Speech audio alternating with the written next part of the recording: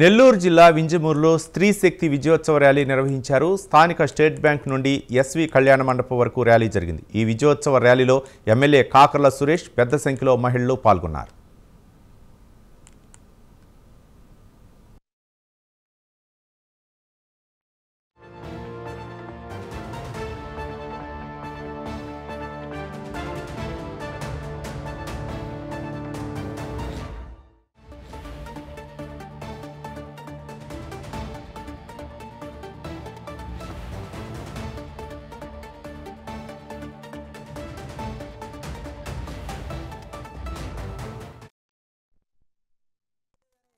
ఒకసారి చెప్పుకోవడానికి ఒకసారి గుర్తు చేయడానికి ఈ కార్యక్రమం చేయడం జరుగుతూ ఉంది.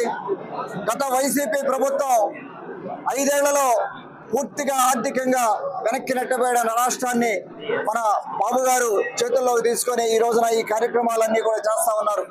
ఒక పక్క ఆదాయం వచ్చే మార్గాలు చూసుకుంటూ ఇంకొక పక్క వెల్ఫేర్ చేసుకుంటూ ముందుకు పోతా ఉంటే ఈ వైసీపీ ఫేక్ పత్రిక ఒకటి పెట్టుకొని ఈ వైసీపీ నాయకులు మన ప్రతిపక్ష ఎమ్మెల్యే రాజగోపాల్ రెడ్డి గారు కూడా ఈ మధ్య అక్కడక్కడ తిరుగుతూ ఉన్నారు. అది మోసం ఇది మోసం అని చెప్పి తిరుగుతూ ఉన్నారు. ఏది మోసమో ఇక్కడ ప్రజలకి స్పష్టంగా తెలుసు. ఇక్కడ ఉదయగిరి నియోజకవర్గంలో గత 40 ఏళ్లలో ఎక్కువ సార్లు అధికారంలో ఉన్నది మీరే. ఏం జరిగిందనేది అందరికీ తెలిసేడా. మహిళా శక్తి ఈ రోజున మహిళలు ముందడుగు వేస్తున్నారు. మొన్న 2024 ఎలక్షన్స్ లో నా వెనకాల మహిళా శక్తి ఉందని నేను ప్రగాఢంగా నమ్ముతాను. వారు ఆలోచించి ఓటేశారు, గెలిపించారు. ఈ గెలుపు నాకు ఇచ్చారు. ఈ 5 ఏళ్ళు కూడా వారికి అండగా నిలవడం జరుగుతూ ఉంది. ఈ కార్యక్రమాలు మీరు చూసుకుంటే తల్లికి వందనం కార్యక్రమం అవ్వచ్చు, బస్సుల్లో ఫ్రీగా టికెట్ అవ్వచ్చు, అలాగే దీపం పథకం అవ్వచ్చు, స్పోర్ట్స్ పెన్షన్లు అవ్వచ్చు, మిగతా పెన్షన్లు అవ్వచ్చు.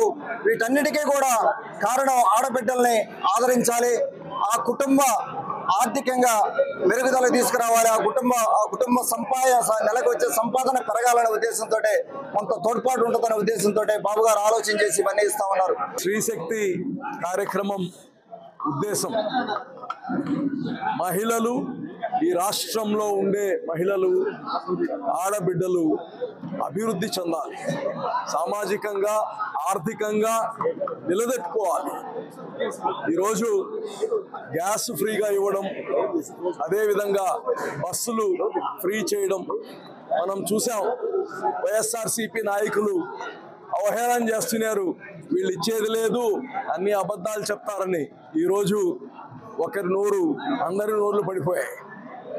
ఈరోజు ఒకటే చెప్తున్నాం, అమ్మఒడి గతంలో ఇస్తున్నారు ఇంట్లో ఒక బిడ్డకి. ఈరోజు తల్లికి వందనం తీసుకొచ్చాం.